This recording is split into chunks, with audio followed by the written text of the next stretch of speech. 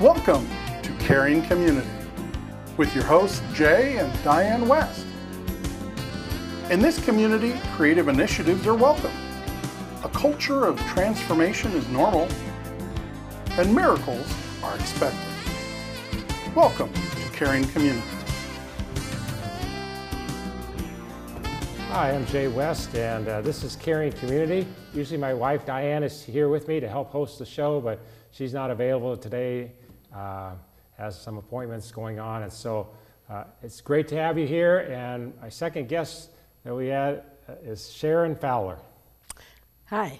I say second guest because we recorded another show earlier, and it's the same theme. We're going to be talking to Sharon about foster care, but we're actually going to talk about some other things first, okay, if that's all right with you? All right, that's fine. So I met you in the summer of 2001. That's right. My wife and I and our son Jason, who was I think 8 years old at the time, or maybe he was 9 then, and now he's 28, so that'd be about right. Yeah. We came to some sort of a camp. Yep. It was a Church camp. Church camp weekend that your church Covenant family camp weekend that you were hosting. And when we came in and sat down, we didn't know anybody in the room except the one person who invited us, but he's way up front. And for some reason, you came over and sat with us. Yeah. We had lunch together. I met your family. Yeah. Enjoyed the visit. Yeah. Yeah. We had no idea That's right. what would be happening years later. That's true. Together, because that church eventually disbanded or went away, and then I started another church, and Sharon was one of our founding members, and that's right. She's been on our board ever since, and has been a wonderful friend. Yeah. And it's worked out good. We've been through some stuff together. We've been through a lot of fun times. We've been through some sad times together. Her family, difficulties. She lost a granddaughter, so on. That's right. My wife is currently in the hospital. We're dealing with that. That's right. And so we've kind of been on both sides of that coin. We're not going to talk about that too much. But I do want to talk about October 19th, 2014. That's right. Is that okay? All right. That's quite a day. That's quite a day. Why don't you share what happened that day? Two things happened that day. All right. Well, it was the founding Sunday of our church. Right. And after our church service that morning, we had a group that evening. And at the end of that fellowship, we were talking about upcoming events, and I was getting ready to go in on the 30th of October, which also happened to be my birthday, but I was going to be having my second knee replacement surgery. And I had already been through one the previous October of 2013 on my right knee, and this was going to be my left knee. And Jay was telling me, he says, "Oh, I really feel bad that you have to go in this late in the year for surgery, because that means you're going to have your rehabilitation time over the winter months." When it's snowy and icy outside, and you got to walk to the car, walk to the office, or go to the store or whatever. That's right. He says, "Do you mind if I pray for your knee?" And I said, "No, not at all." I had prayer for my right knee, and many times it had gotten better, but it still kept hurting, so then I took that as a sign to go ahead and have surgery. So I didn't even think about asking prayer for my left knee. And then when Jay said, "Can I pray?" I said, "Sure." So he prayed and laid his hand on my knee, and right immediately I felt a warmth go down from my top of my knee all the way down to my ankle. So let's just clarify for those who are watching, we believe in the Bible. The Bible says you'll lay hands on the sick and you'll see them recover. So where it's appropriate, it's not always appropriate to touch, but a knee was okay. Yeah, that's right. So. And as soon as I felt his touch on my knee, I felt that heat go down. And I even think I said, "Oh," and so he said, "What did you feel?" And I said, "Oh, I think God has healed me." And he said, "Well, let's go to the front of the house." It was a split level entry. So we walked to the front, and he always says there's a miracle when you check. I do say that a lot. Haven't said it in a while, but I do say that. That's There's right. a miracle when you check. So he said, "Let's check it out." So I said, "Okay." So we went to the front, and there were a series of maybe 5 steps. And usually for the past year, I had been going up steps 1 foot at a time, and then bring my other foot up, and then another step, and then bring that foot up. But as I began to walk up the steps, I began to walk step over step over step. and no pain. And prior to that, now she's walking with a walker in the house. Yeah. I Okay, had so my she's walker. walking on flat surfaces with a walker holding on. Yeah. Yeah. And now you can go up several steps without a walker Yeah. and without going sideways or one step at a time, right. slowly, just That's right. a normal gait. I must have gone up and down 4 or 5 Yes, times. you did. Yes, you did. And the pain and was we're all gone. like, we wanted to pray, but it's all like, wow, God came through. Yes, he did. And the Friday of that week was my pre-op. And I was going to go in and see my primary doctor and get approved for surgery. So all that week, every day, and all throughout the day, no pain. When I went to see my doctor, I told him what happened. He also knew. So her doctor was the pastor of the church back in 2001. That's right. Okay, so he was a pastor. At that time, he was an ER doctor and a pastor. Okay, when he became a family doctor, he kind of stepped out of the pastoral role. And his name, I'll just say his name. His name is Dr. Woodruff. He's our friend. That's right. And he believes in medical healing and miraculous healing. Okay? That's right. So you shared with him. That's right. And I told him what had happened, and I showed him all that I could do. I think I even jumped up and down once in his office, and I put my You tried to bend your knee out. Yep. I remember you saying at the time, I did everything I could to make it hurt. Yeah. Which is kind of weird. Most people don't try to make themselves hurt. Oh, that hurt. Oh, that hurt. Oh. Well, I wanted to make sure it was going to stay healed. Right. Because I had gone to quite a bit of trouble to secure that date. Absolutely. With that doctor and with that hospital. And I was even looking forward, as much as you can, to going, because my best friend was also going to be having surgery right prior to mine, and then we were going to go to the same rehab hospital. And I was so looking forward to having 2 weeks extended visiting and rehab together. So in that sense, I was a little disappointed, but then I was also glad to be healed. Sure. So he confirmed. And yes, he said, well, he held out his hand. He says, congratulations, you can cancel your surgery. I'd say you're healed. Right. So we love it. We love supernatural healings, and especially when they're confirmed medically. Yeah. When a doctor says to you, you don't have to have the surgery. That's right. Now, we believe in medical healing too. We're Acts 28, 8, 9. Luke and Paul are working together. Paul's doing miraculous healing, and Luke is doing medical healings together in the Bible, okay? So it's legit to do that and have that. She and I both wear glasses. That requires a prescription. We've been to the dentist, so have you. That's all right. But there are cases where God will just, hey, I want to do this. That's right. And it was really a creative miracle, because when I had my previous knee done, I had talked to my surgeon. I actually tried to talk him into doing my left knee first and then my right knee, because this one hurt the most. He says, no, we have to do the weakest one first. And I said, oh, but that's going to be painful then when I do rehab, because this is going to, he says, no, promise me. He says, when you have the surgery, you won't feel any pain in your left knee. And sure enough, I didn't. Wow, praise God. But so she had one knee replaced medically, one knee replaced or healed supernaturally. That's right. One of each. One of each. So that was on October 19th, 2014. That's right. And this is now August of 2020. Yeah. Almost 6 years. That's right. And still going good. Still doing good on both knees. Yep. Okay? And a member of our church, and it's a great testimony. It's in one of my books, but it's a great testimony because I believe God wants to heal all of us. I believe God wants to heal my wife. She's in the hospital. And some of what she's experienced already is supernatural. And some of what she's experiencing is medical. Yeah. And so, we want people well. That's right. Which leads us into our next thing. Children who are in foster care. That's right. Who have come out of a home for whatever reason that was not healthy. Yeah. Okay? And so tell us, first of all, how many natural children did you have? 4. 4 natural children. Yeah. Our last guest had 6. And then how many foster children have you had? A group of 3. 3 sisters. 3 sisters together. Yeah. Okay. Wow, that's quite a Yeah. So tell us the story about what that looked like at the beginning, why you chose to go into foster care. Tell us a little bit about that. All right. So. I had never really thought too much about foster care. I did have a good friend who was taking in foster handicapped babies, and she would from time to time try to encourage me to take one. But I had 4 teenagers, and it just didn't seem like it was a fit for our family.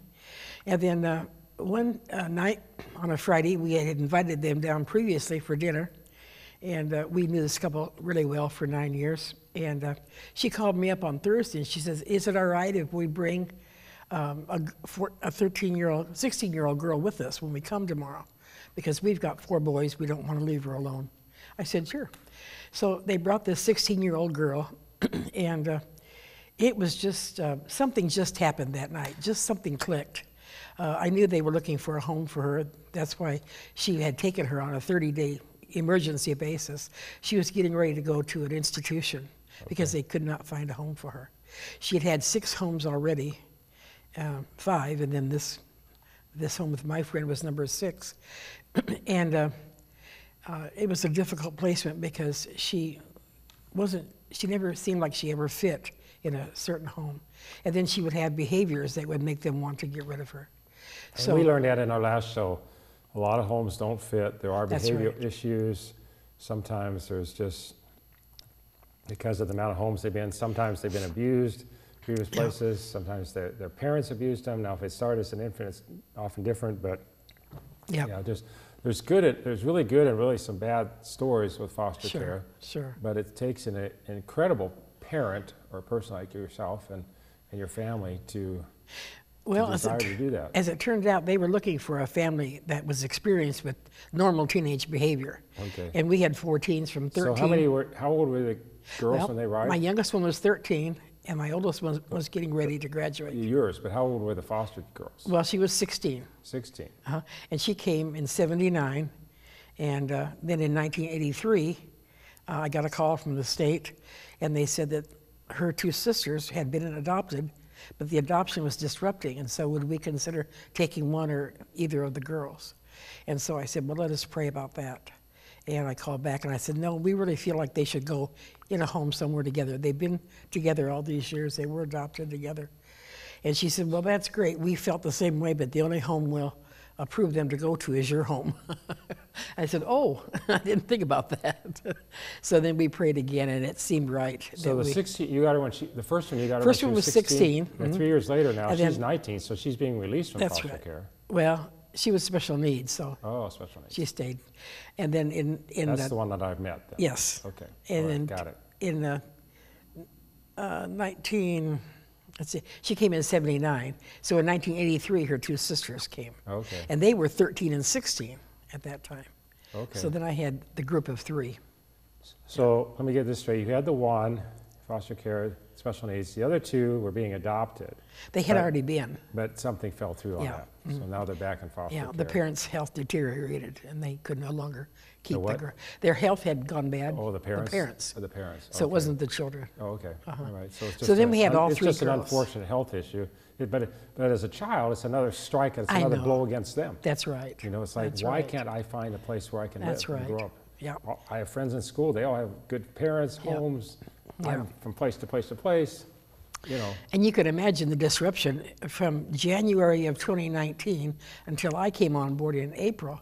She had already had, I was mother number 7 in just that short time, from January to April. A lot of I think disruption. you said the wrong year, though. You said 2019. 1997. Okay, thank Sorry. you. Yeah, 19, I was going to say, I know you didn't do it in 2019, okay, because I know how old you are right now. I don't think you'd qualify. No, that's right. Not now. Yeah, no. Okay, yeah. So 1997. 1997, And then did you keep those 2 girls till they graduated from high school? Yeah, they emancipated on their own. And 2 of them, the 2 that came last, are married. And the oldest girl is in a... So tell us, if you can, what you remember about first day, first week when they come in. What did you do? What did they do? Well, how did you make them feel welcome? How long did it take for them to warm up to you, et cetera, et cetera? Well, they always say the first 3 months is the honeymoon period. Okay. And we had a good 3 months. But usually after that length of time, a child can't keep it together longer than 3 months. Okay. And then their true behavior kind of comes out, and they begin to relax.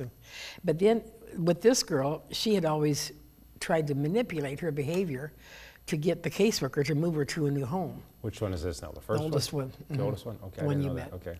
And And after an episode where she would either bite, scratch, kick, pull my hair, and then she'd say almost triumphantly, "Well, you going to call the caseworker? Going to get me a new home?" And I'd say, "No, you're staying. The behavior's going. We love you." And it would just blow her mind that we could love her after the way she would treat me. That's amazing. Yeah. That's amazing, because that's like, and I don't know what, that's like an autistic child. Yeah. Would do that. Yeah. We had to teach her how to eat. She would eat with her hands. I had to teach her how to eat with utensils. She would eat fast, like she was never going to see another meal. Right. She had been in quite an abusive home situation, and all 5 children were taken from the home. So I mean, this is like an extreme amount of patience in you and your family. Well, the Lord gave me grace, and I knew too. I had asked a pastor friend at a session where we were having a counseling session. It was a group at a church, actually. I told him what we were thinking of doing, taking in a foster child. And he said, I says, "What can you tell me off the top of your head?" And he said 3 things, and it proved to be really prophetic. Number 1, make it as permanent as possible, because they've already been through enough disruption. 2, take your own children aside and get their input about it, but don't let that input be the controlling factor in your decision. And then 3, if you do take the child, make sure that you have regular times with your own children to air their feelings and get their thoughts and feelings out. Don't let them push it down. You know, I don't know if there's any relationship in this, but as you're sharing this, I had a thought cross my mind. You helped these 3 girls learn how to stand and learn how to walk. Yeah. And years later, when you needed help learning how to stand and walk, God healed your knee. Yeah, that's right. Isn't that interesting? That is. That's right. Just a thought. Yeah. I can't prove it. Yeah, that's true. Yeah. I have my Bible here. I can't prove that biblically, but the Bible says, "Give and it shall be given back to you." That's right. So you enabled somebody else to stand and walk in their lives, right. and they are still to this day, That's and then right. God did it for you too. All 3 girls became Christians, filled with the Spirit. Yeah. Yeah. Yeah. Now, I have to ask, I don't remember, because I didn't know you then. Were you a single parent or married then? Married and 4 children. Okay. Yeah. So you got your husband, you got these 4 kids, and then you had 1 and then 2 more. Yeah. Okay. I mean, that's just extraordinary. Yeah. And in fact, the oldest girl, at first, the foster girl that we took in '79, she was against her sister's coming at first. Really? And but then one day she came to me and she said, "Mom," she says, "you gave me a home when I needed one. I think that we should probably give them a home too." So that was quite a turning point. She was afraid I wouldn't have enough love to go around. Sure. At what point do you remember her starting to call you Mom, and how did that feel? Well, interestingly, she called me Mom from day 1. Oh, really? Okay, I wouldn't have thought that. Which is unusual. Okay. Because she never referred to her biological mother as mother. Always the first proper name, because she hadn't earned the title of mother, I guess. Right. But you were fortunate to be able to keep them. Our last guest, they've had 4, and the last daughter, the foster care daughter they had, she was adopted after 3 years. And so they had her for 3 years, and they had to take her to the location. They had to fly her there, be with her, and then release her. And that was hard for them. Yeah, sure. Yeah. Because after 3 years, now you said 3 months, the real behavior comes out. But if they've been there 3 years, now you're starting to bond, you're a family. Sure, that's right. You know, the connections, the natural connections are happening. Well, I told her that I'd be her mom as long as she needed a mom. Well, and I still stay in touch with her today. I am in touch with her. I've asked you about that, but you always say no. No, I'm teasing. I said, you'd be my grandmother. Remember I said, she goes, she's not that old. So, that's true. Just because I have white hair doesn't mean I'm old, So you did that, and what happened after high school graduation? Because I know lots of times when they're 18, 19, they transition out. Well, they don't, in special needs foster care, they're able to stay in the home until 21. Until 21, okay. And then actually my daughter became a home teacher for her, my youngest daughter. Okay. And we moved out to a townhome to try living in a townhome to see if we would like that. So the other 2 girls and myself and my husband moved, and then we gave our house to my youngest daughter and to the oldest foster daughter. And it was like an apartment living type for them. When the younger two, when they became aged to move to transition out, what did they do? Well, one got an apartment with her girlfriend, Okay. and moved out, and she was working, and the other girl went to Job Corps in Denison. The reason I'm asking, our last guest, which you know is part of our church too, also does foster care, and they take real young ones, and they don't keep them to the age that you kept them at. And so the story here is different. That's true. For you, you know, to learn about how, because, and we talked about it, many foster children kind of get released at 18 or 19, given a couple $100, they don't have an ID, they don't have a license, they don't have an idea how to get a job, they're just released on the street, and a lot of them end up on the street, who knows what happens to them. You, on the other hand, because of your godliness and because of your love and desire, were able to enable them to actually transition to something meaningful. That's right. And so life continued rather than this being another slap. That's right. What happens now? Oh, we're out in the street, you're gone. You know. Yeah. I said I'd always be in their life if they wanted to keep contact, and they have. Right. So this was a blessing. If you, what did you learn from it? Well, it actually made me a better parent, surprisingly, because I realized that when you say no to a child, you have to keep your word. It's very important not to break your word, not to go back on it. So you have to think about it, and then once you say it, even if you made a mistake, you've got to hold to it, because that's stability in their life. Right. So it really helped me, and it really gave me insights into the importance of the home, the stability of the family. It's very important. It gives meaning in life to children. And your natural children, were they all girls? 3 girls and a boy. Okay. How did, when you first started having foster care, what was their initial response to your decision, and how did they feel about a stranger coming in the house and everything else? They all had met her that one night, because she came to our house for dinner. And my youngest daughter, even though this foster child was 3 years older than her, emotionally and educationally she was younger in her mind. And so for my youngest daughter, it was like having a little sister. Okay. So she was quite excited about it. And they all agreed that she should come into our home. It just felt right.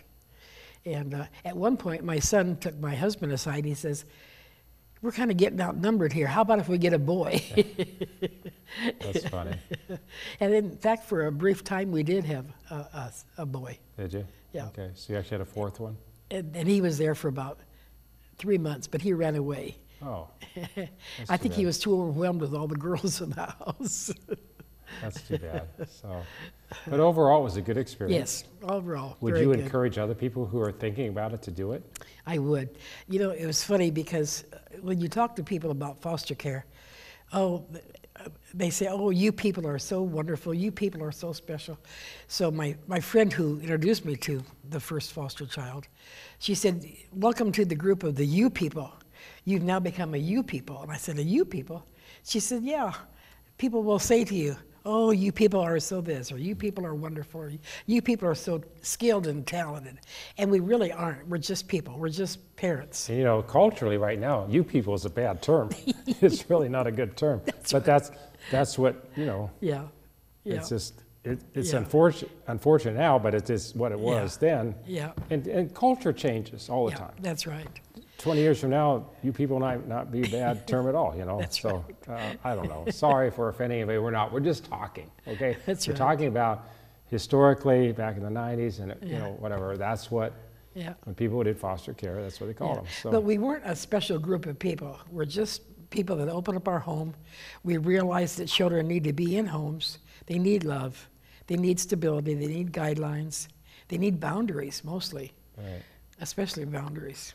I mean, that could be said about anything. You could say that the children, you people over here that need help, you know, that's whatever. right. It's like, come on, you know, it's about extending hands outward. That's right. It's about loving. It's about caring. It's about comfort. That's right. It's about providing a safe place. Yeah. It's kind of like Kingdom Encounters, our church. We challenge people to be risky with their faith, but we also say we want it to be a safe place where you can enjoy God and not feel manipulated, not feel like you're pressured, you know. That's right. Now, we have about 3 minutes left. Talk about just, did these foster care children, did they engage with chores and other household tasks? Mm-hmm. Yeah. Okay. Yeah, she entered into all the usual tasks that children do, helping with kitchen, helping with dishes. Okay. And she had a summer program in the summertime. And did the caseworkers come as periodically and check on you? yeah. Did that kind of slow down over time? Did they come less frequently as the children Probably. stayed there longer? Yeah. So you got to see them graduate from high school, Yep. okay, Yeah. and have those kind of parties. And their first gatherings. job. Yeah. Did they ever have friends over to the house? Mm-hmm. Yeah. So it was pretty much a norm because you kept them so long. Yeah, that's right. They felt consoled, they felt cared for, they felt loved, they felt embraced, they felt they could bring their friends over and it'd be That's right. a good environment for them. Sure. You probably let them go to their friends' houses too? Yeah, I think there were maybe some times that the oldest girl, the second oldest one did. Right. Yeah. So we have like a minute left. What would you tell the audience if you... Well, it's something I guess that you don't need to have special talent for. If you have a loving heart and you want to help children, you want to give them stability, you want them to be able to grow up and be a functioning adult and have success in life and make it as normal of a situation as possible, entering into all the things that your family does, all the activities. Pretty much just the home is the nucleus of And you did it through the state, right? Pardon? You went through the state. Yeah. And our previous guest went through a private Christian organization. So both are available. If you feel a tug in your heart today and said, man, I'd like to do this, explore it. Check it out. There's classes you can take. I'm sure there's lots of things online you can get. Pray. God will help you. Contact us. Sharon can be a resource for you after the show is over. We so appreciate you tuning in to Care and Community Day. Think about it seriously. Maybe you can be a great parent for somebody who doesn't have a parent. Amen. Thanks so much. God bless you. We'll see you on the next show. Amen. Bye-bye.